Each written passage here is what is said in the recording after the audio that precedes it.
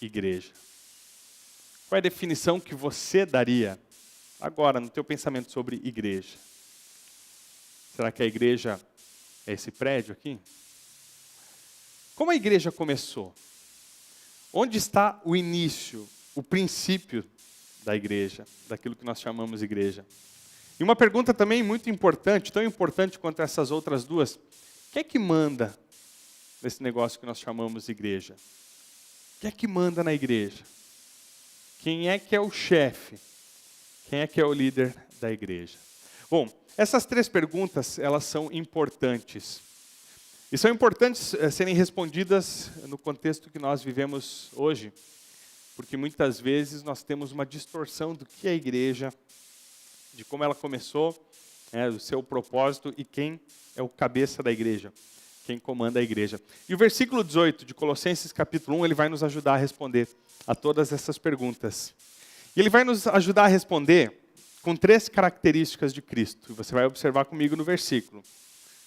O versículo vai apresentar Jesus Cristo como o cabeça, como o princípio e como o primogênito.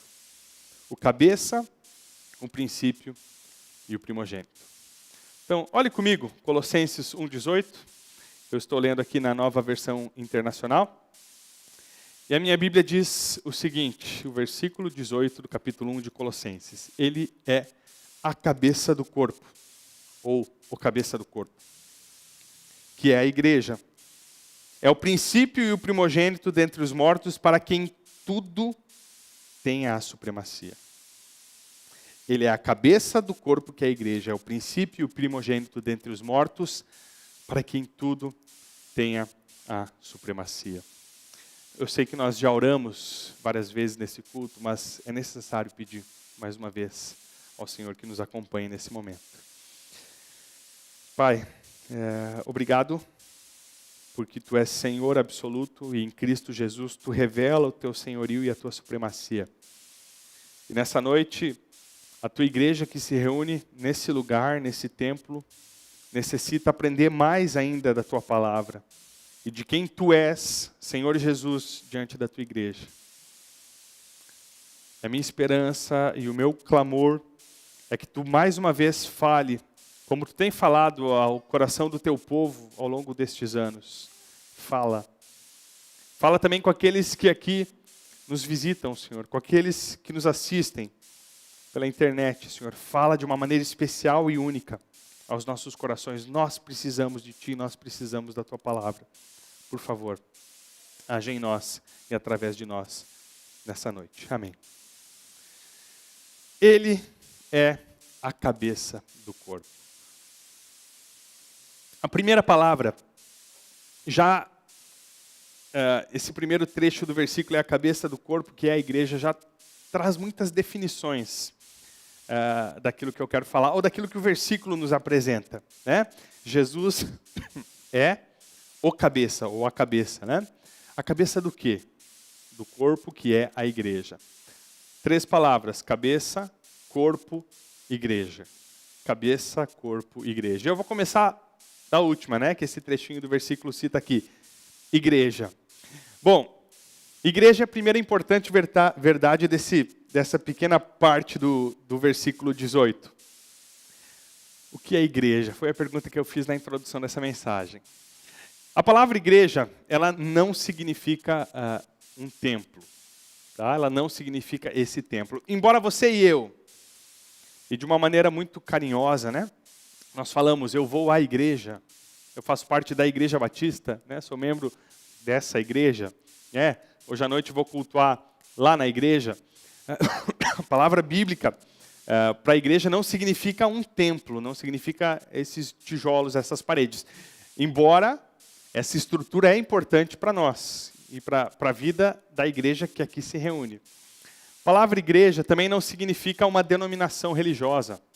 Embora nós nos conhecemos, né, tem Igreja Batista e assim outras denominações, a palavra igreja não significa exatamente uma denominação religiosa. A palavra igreja, o termo grego eclésia, ela tem um significado interessante, né? Ela significa, uma das suas definições é chamados para fora. chamados para fora. Como assim chamados para fora? Alguns vão falar, então, é chamados para sair do templo. Não exatamente. Não é isso que significa. Nas cidades dos hebreus, né, cidades de antigamente, o que o pessoal fazia? Quando eles tinham alguma reunião importante, digamos toda a cidade, precisa se reunir em algum lugar. Muitas vezes eles se reuniam em praças públicas para tomar decisões. Né? E o nome dessa reunião, o que nós conhecemos hoje mais ou menos como uma assembleia, era eclésia. Chamados para sair da sua casa, do seu trabalho, da sua atividade, para participar dessa assembleia solene ou dessa reunião. Então, igreja é a reunião daqueles que são chamados de fora desse mundo para cultuar a Deus, para viver o Evangelho, para viver Cristo. Esse é o significado da palavra igreja. E a igreja ela vai ser formada pelos santos, e não estou falando aqui das imagens, né, que talvez você conheça por santos. Santos são os salvos. Na Bíblia nós vemos o Senhor nos chamando de santos, né, aqueles que morrem em Cristo Jesus. Então, a igreja é a reunião dos santos, os salvos de todos os lugares e de todos os tempos. A gente chama isso de igreja universal, mas não é a universal que você vê na televisão. Né? É a igreja de todos os santos, de todos os lugares, de todos os tempos. Como assim? Pensa comigo. Nós somos parte da igreja do Senhor Jesus nesse mundo. É parte da igreja universal do Senhor Jesus. Estamos reunidos aqui. Bom, daqui a pouco, agora são 6h38, lá pelas 7 horas, outra parte dessa igreja do Senhor Jesus se reúne lá em São Luís. Né? A nossa filha, Igreja Batista em São Luís. Mas nessa cidade, ao mesmo tempo, várias outras igrejas, parte do corpo de Cristo, estão se reunindo, por ser em todos os lugares.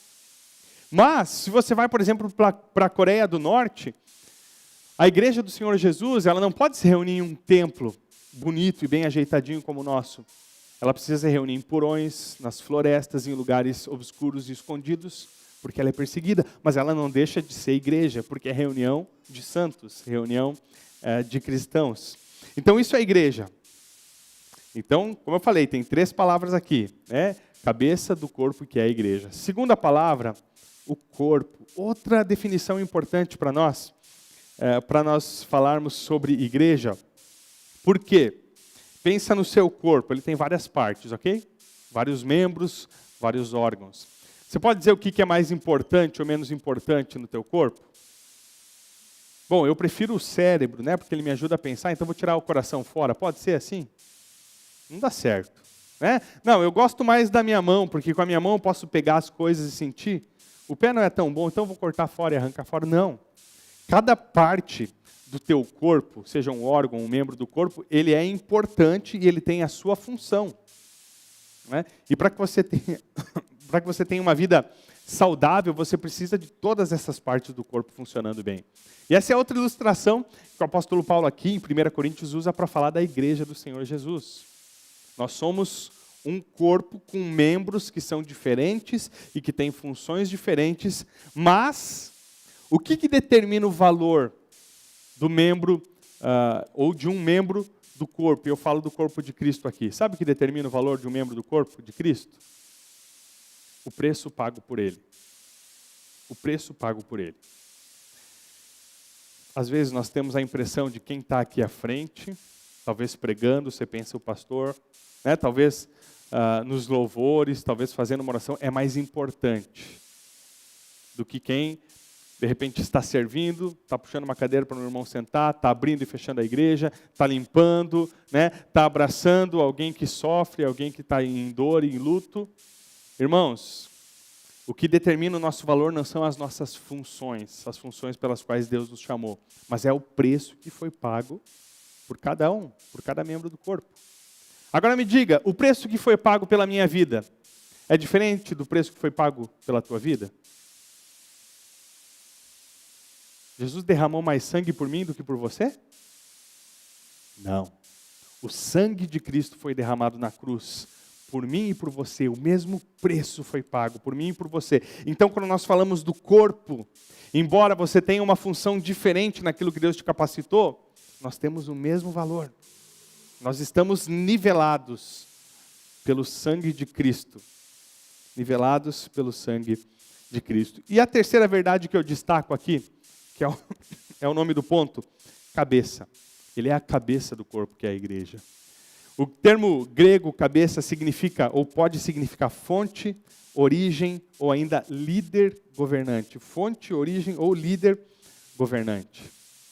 E o texto está nos explicando claramente que ele, e está falando de Jesus, é o cabeça do corpo. Então, quando eu perguntei quem é que manda na igreja, né, talvez você pensou, o pastor não. Definitivamente o pastor não manda na igreja. E nem deve mandar na igreja do Senhor Jesus. Talvez alguns pensem, não, o presidente, a diretoria. Não. Definitivamente, quem manda na igreja não é a sua diretoria. Então a liderança, não. Os diáconos, não. O grupo de louvor, não. Os mais antigos, não. Os mais jovens, não.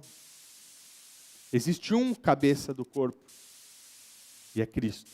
É Jesus. Ele é o Senhor da sua igreja. A igreja, ela não pode ter donos, ou não pode ter pessoas que se julgam donas da igreja. Né? Seja mais velhos, mais jovens, seja os que estão convertidos há muito tempo ou há pouco tempo.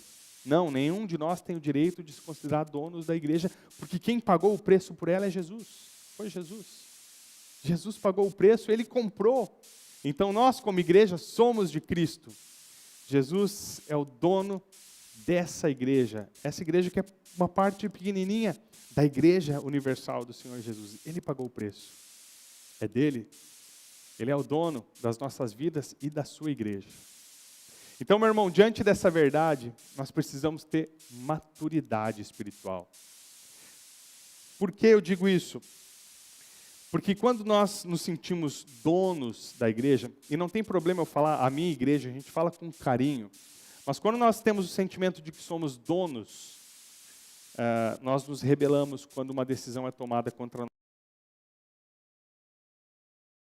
Se a igreja fizesse isso, eu vou fazer beijo. Nós brigamos, abandonamos o convívio da fé, a caminhada de fé, quando alguém não faz a minha vontade. Isso é quando eu me considero dono da igreja. Irmão, se nós tivéssemos a consciência de que Cristo é o dono da igreja, nós teríamos mais respeito por essa instituição, pela igreja do Senhor Jesus. Outra verdade, se nós tivéssemos essa consciência de que Ele é o cabeça da igreja, nós não abriríamos a nossa boca para falar mal da igreja. Você lembra qual é a definição que a Bíblia dá? Outra definição, ilustração para a igreja? Paulo diz que ela é a noiva de Cristo. Você, meu irmão, pensa há alguns anos atrás, antes de casar, quando você estava noivando com a sua esposa, hoje a esposa, o que você ia fazer se alguém falasse mal dela?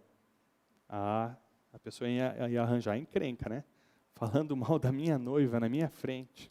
Assim, queridos, quando nós temos problemas a resolver na igreja, nós precisamos conversar. Né? Mas nós não devemos falar mal da igreja do Senhor, porque ela é a noiva de Cristo, Ele é o dono.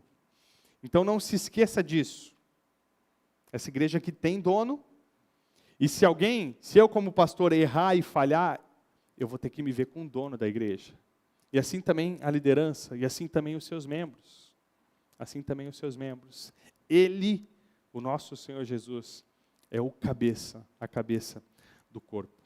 Segundo lugar, Ele é o princípio. Ele é a cabeça e Ele é o princípio. O que será que Paulo quer dizer quando ele afirma que Jesus é o princípio?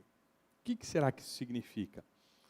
Ele é o princípio no sentido de que Ele é quem dá origem. É isso que Paulo está querendo afirmar aqui. Ele é o princípio da sua igreja. Ele é quem dá origem à sua igreja. É como se eu afirmasse aqui, né, os irmãos que conhecem a igreja há mais tempo, se eu dissesse o seguinte: olha, o pastor Baldino é o princípio dessa igreja. Como assim? Bom, ele foi enviado lá do sul, veio para Santa Maria, e o trabalho batista aqui em Santa Maria de Jetibá começou com o ministério, com o trabalho missionário do pastor Baldino. Então, de certo modo, eu posso falar que o pastor Baldino é o princípio dessa igreja. Ou eu poderia falar, De repente temos irmãos aqui que se converteram lá naquela época, lá no princípio desse trabalho, podemos dizer, não, esses irmãos são o princípio dessa igreja. Eles começaram, através da conversão deles, que esse trabalho avançou. Então é isso que o apóstolo Paulo está nos ensinando aqui. Jesus é o princípio da sua igreja, ele é o fundador. Ele é aquele que começou, ele é o arquiteto da sua igreja. Então, sem Jesus, eu não estaria aqui. Sem Jesus, você não estaria aqui. Sem Jesus, há quase 40 anos atrás, eu acredito mais ou menos isso, né? O pastor Baldino não estaria aqui. Então, ele é Senhor, ele é o arquiteto, ele é o iniciador daquilo que nós chamamos igreja. Igreja. E por isso, porque ele é o princípio da igreja, esse é um outro argumento. Só ele pode ser cabeça, só ele pode ser dono, só ele pode ser Senhor da sua igreja. Agora, vamos fazer uma pausa aqui e abra sua Bíblia comigo, por gentileza, em Mateus, capítulo 16. Mateus, capítulo 16. Aqui nós temos algo importante para explicar sobre igreja.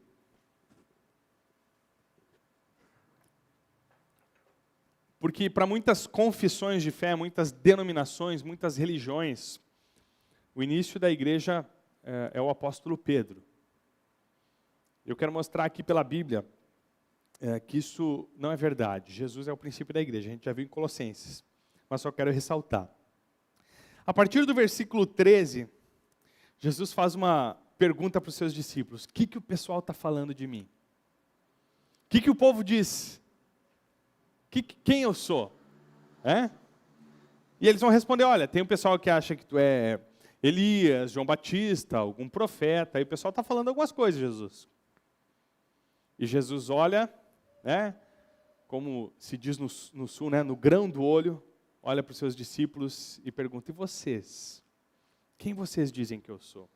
E aí Pedro vai dar a resposta no versículo 16. Tu és o Cristo, o Filho do Deus vivo. Bom, Jesus dá uma resposta e eu destaco o versículo 18, aqui que eu quero chegar. Versículo 18 de Mateus 16. Eu lhe digo que você é Pedro, e sobre esta pedra edificarei a minha igreja, e as portas do Hades não poderão vencê-la.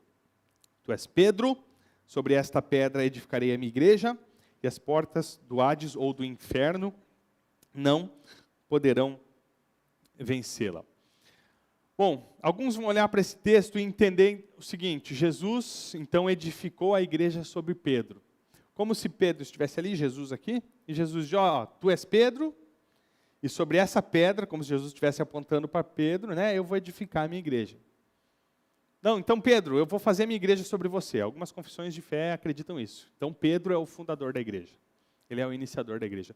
Bom, se você observar bem o que está escrito, você vai entender que não é verdade.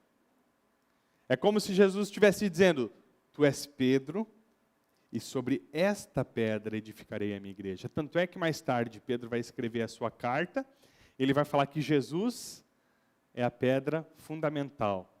Ele não vai definir Jesus como a pedra fundamental. Então Pedro estava naquela cena. Pedro ouviu Jesus, e viu o que Jesus disse. Além disso, tem um jogo de palavras aqui que a gente não consegue perceber no português, mas que ele fica mais claro no grego.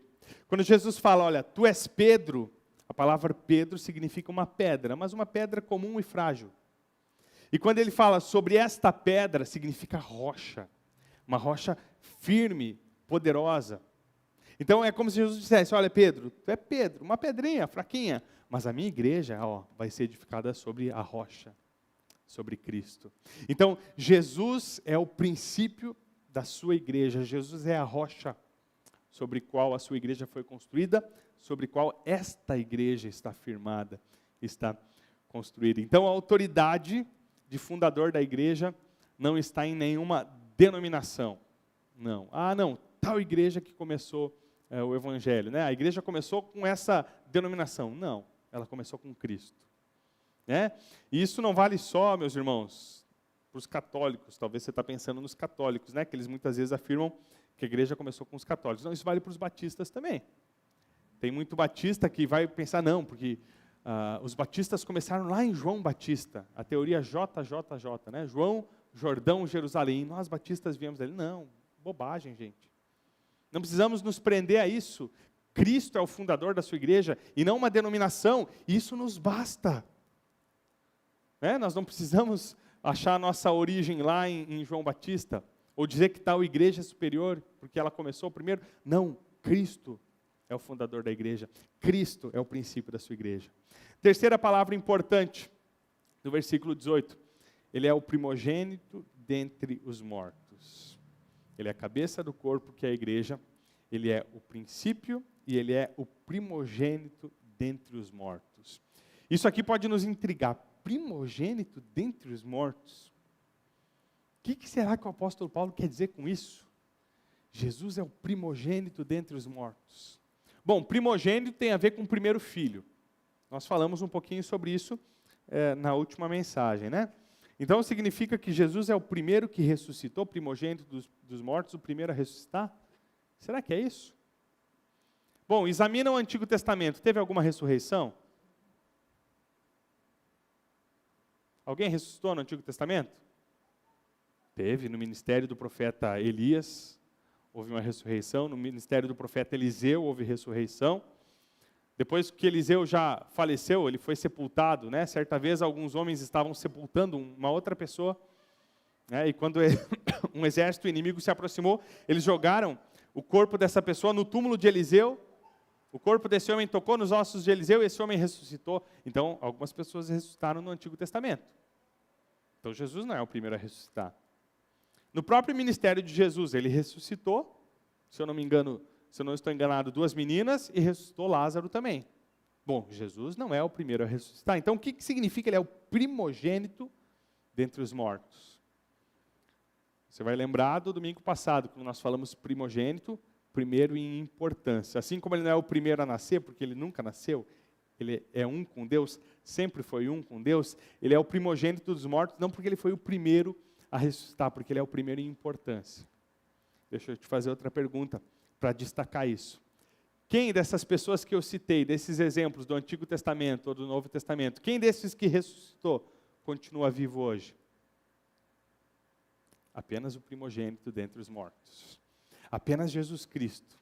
Venceu a morte, e venceu a morte para sempre.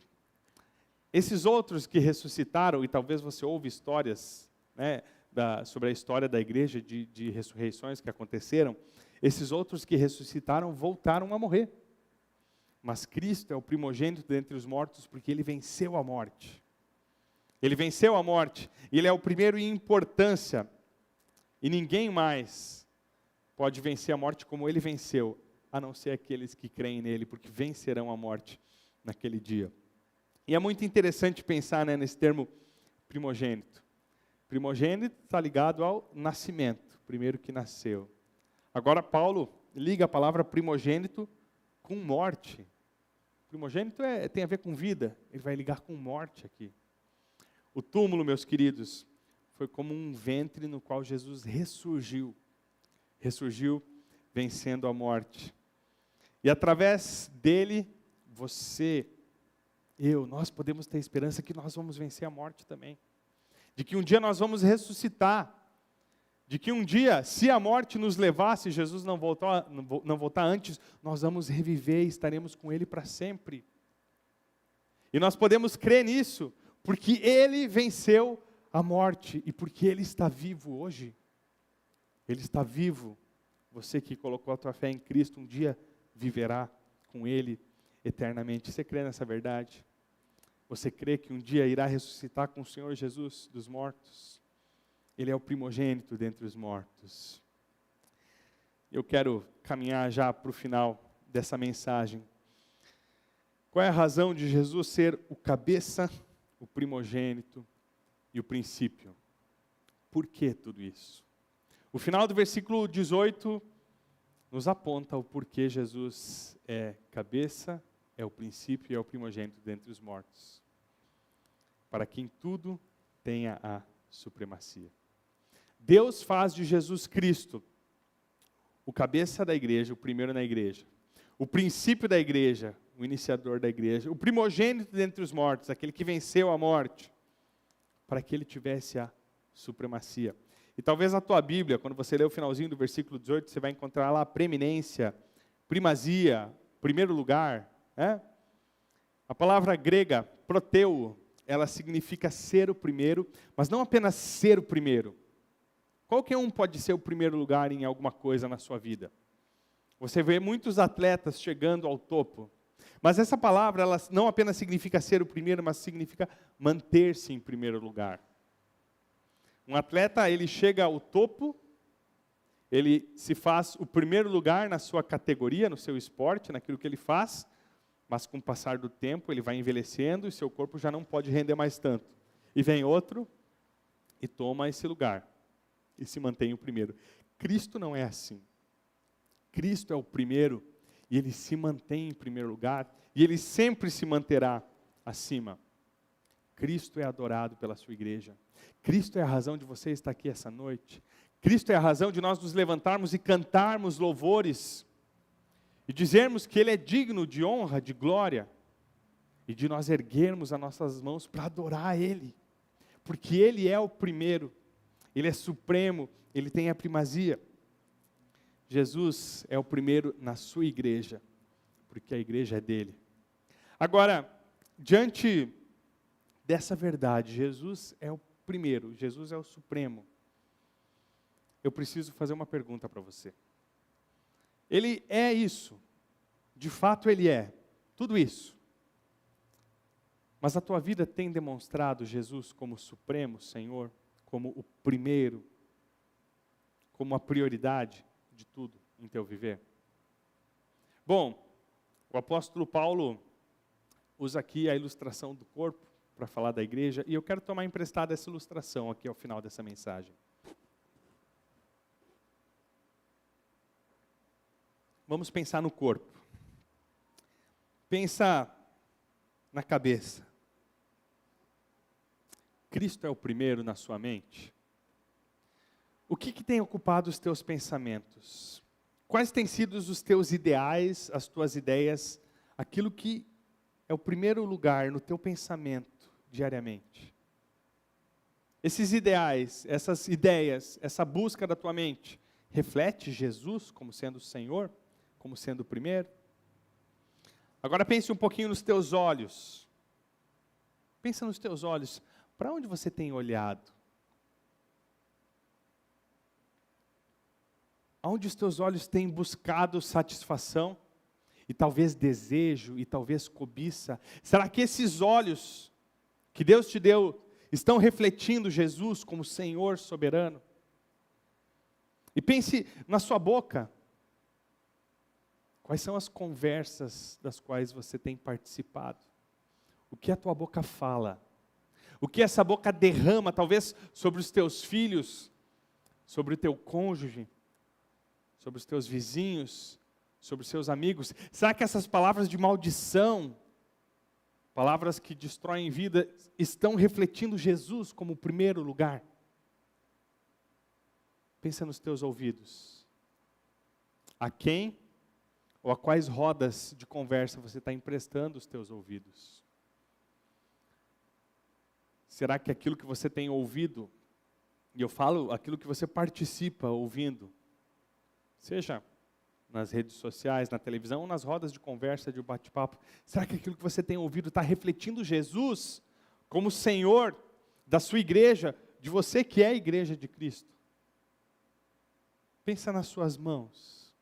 E essas mãos? Será que essas mãos, elas têm sido usadas para quê? E as mãos não representam somente aquilo que toca e que pega, mas representam as minhas ações. Aquilo que eu faço reflete Jesus como Senhor. E os pés? E os meus pés? E os teus pés? Será que eles estão te levando a lugares onde Cristo é adorado? A lugares onde Cristo, Ele é reconhecido como o primeiro, como o Senhor, onde Ele é glorificado? Analisando o corpo, e você pode pensar no teu corpo, na tua vida, eu posso pensar na minha vida, eu faço essa pergunta mais uma vez. Cristo é primeiro lugar em sua vida? Cristo é supremo, Ele tem a supremacia no teu viver?